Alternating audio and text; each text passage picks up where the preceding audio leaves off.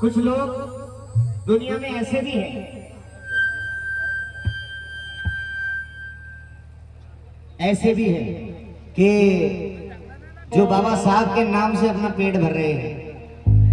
अरे बाबा साहब, आज बाबा साहब का नाम तो आपको लेना पड़ेगा, लेकिन कुछ लोग हैं जो जिनको नहीं ना चाहते हुए भी लेते हैं। अबे पगलो, अगर बाबा साहब ना होते तो न जाने इस भारत का क्या हाल होता।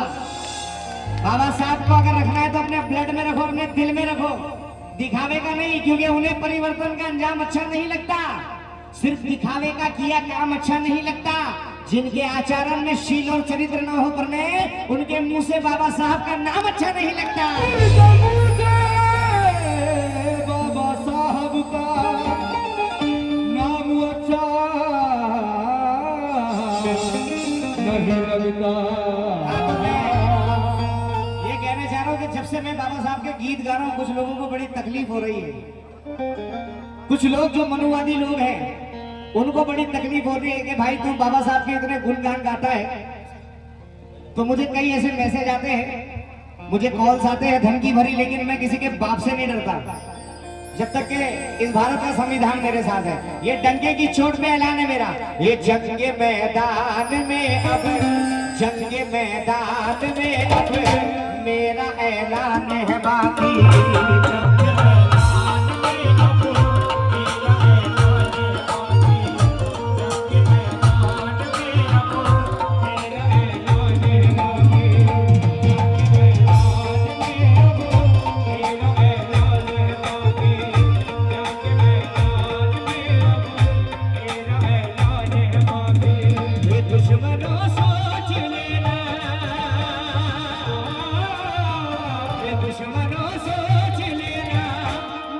संविधान है बाकी।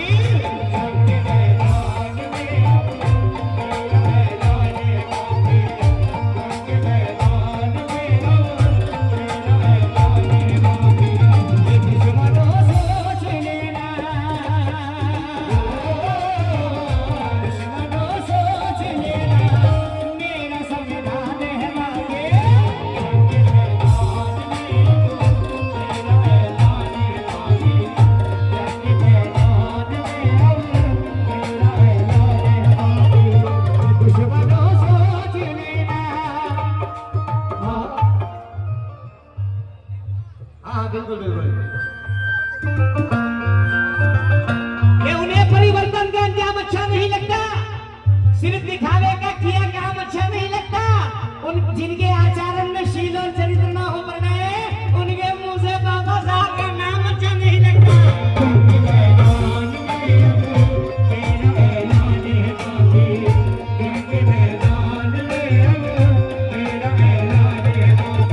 ये दुश्मनों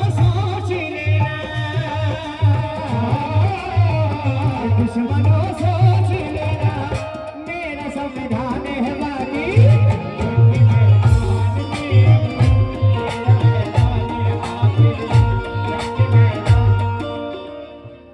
कुछ लोग, मुझे फर्क नहीं पड़ता कि मेरे बारे में क्या सोचते हैं। मैं बाबा साहब को यहां से गाता हूं, यहां से, और मरते दम तक फैजान ताज बाबा साहब के गुणगान गाना नहीं छोड़ेगा। और क्यों ना गाऊं, क्योंकि हमारे सरकार ने खुद कहा है कि आप जिस मिट्टी में रहते हो, बॉस भाई, जिस देश में जिस मिट्टी में रहते हो, वहां के लोगों से मोहब्बत करो, वहां के लोगों से प्यार करो। और क्यों ना बाबा साहब